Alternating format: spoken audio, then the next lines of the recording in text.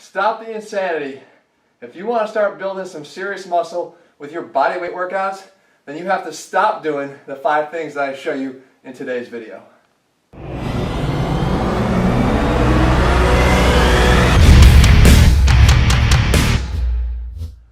What's up guys, Jeff Cavaliere, AthleanX.com.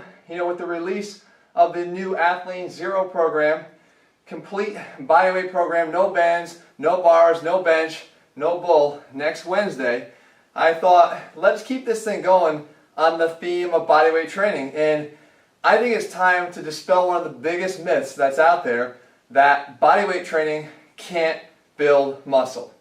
I always say it comes down to the program that you're following to try to build that muscle. If all you're doing is a workout that has you jumping around a gym and with pure cardio and conditioning, no, you won't build muscle. So I thought, let's cover 5 mistakes that I think most guys are making, or at least thinking, when they hear the word bodyweight training. And I'm going to show you how to stop doing all of them so you can turn bodyweight training into serious muscle building. So here we are, number 1 on our list of bodyweight workout blunders. Bodyweight is weight. Guys, bodyweight is a form of resistance training. When your body is training, your muscles don't know the difference between a barbell or a dumbbell or your own body weight or cables. Sure, there are different strength curves associated with those, but in terms of the form of resistance, your body doesn't know the difference. So, as you can see in these exercises here, these 2 ways to work the shoulders. One with dumbbells and one with my body. You can see here, when I turn myself upside down and do body weight, I am certainly pressing weight. And I'm pressing, in this case, 165 pounds of body weight up against gravity. Now, in the dumbbell version, I have 45-pound dumbbells in my hands and I'm pushing 90 pounds. You can certainly overload with body weight, but you have to understand that weight is just weight. Whether it be from you or whether it be made out of iron, it's the same, right? And if you keep doing these things the wrong way, your body will never be made of iron. I'm going to show you today, with this and some of these other blunders, how you can start to get that to be the case. Number 2, forgetting that longer equals stronger.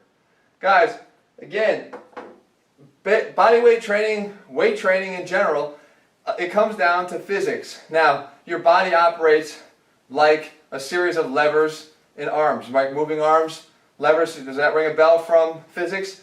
The longer the lever arm, the harder it's going to be for the muscle to exert the force it has to move that object. So if we have, in this example here of a push-up, my arms are nice and tight to my body, up close, underneath the shoulders.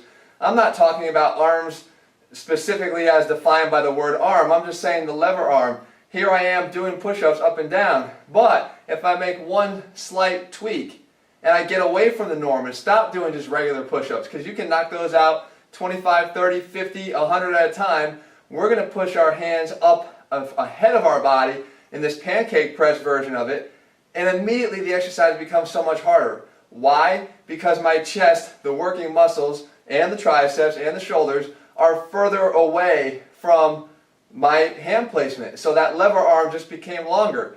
By doing that, the force has just gone up considerably. The exercise has become that much harder. The tendency to create overload is that much easier. And for those guys that said that they can't build any more muscle doing push-ups, they're probably right, but not if they switched to the way that they were doing them. Number 3, following up on our point there about physics, there's a quick funny story. I was training 2 of my athletes.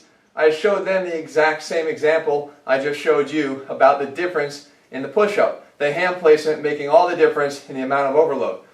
One of the guys says to the other, or actually asked me, Coach, why is it so much harder? And the other guy that was training, who had heard my speech before and had gone through it, said, number 3, it's physics, bitch. And that's the fact of the matter is, he kind of gets it now, but it's physics, as I just showed you. And one of the things that we can also pull from physics is work equals weight times distance traveled.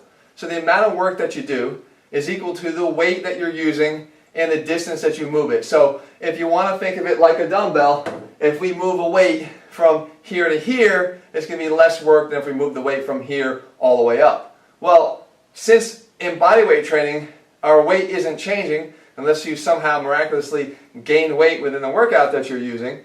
You're not going to have that ability, so you have to change the distance traveled. So there's a big opportunity for you to be able to make a workout much harder, therefore much more productive and able to build muscle, and that is by changing the distance that you travel.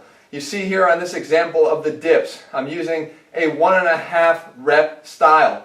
By going 1.5 reps, I am under tension all the way down. Instead of coming up, which would only be up and down in terms of distance covered, I go back down again and then come up. So 1.5 times, an extra half rep of distance for every rep that I do.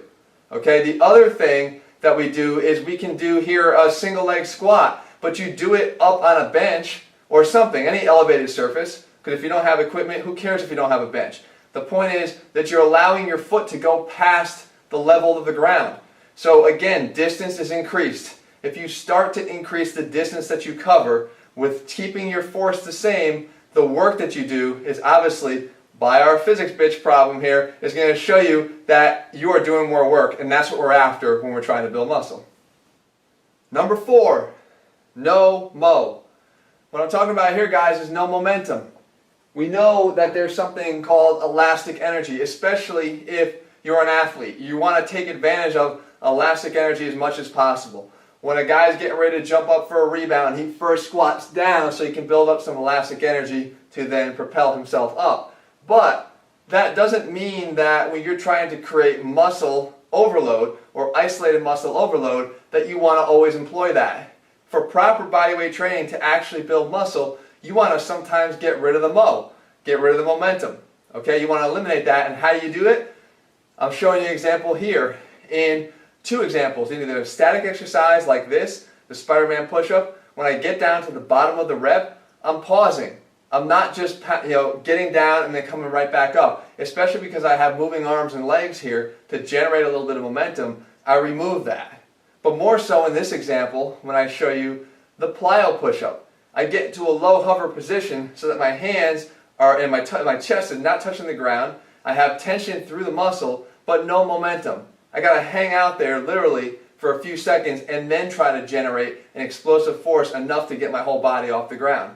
Try just a couple of these and you'll see there's a big difference of using that elastic energy on the rebound to get right back into your next rep and not using anything at all.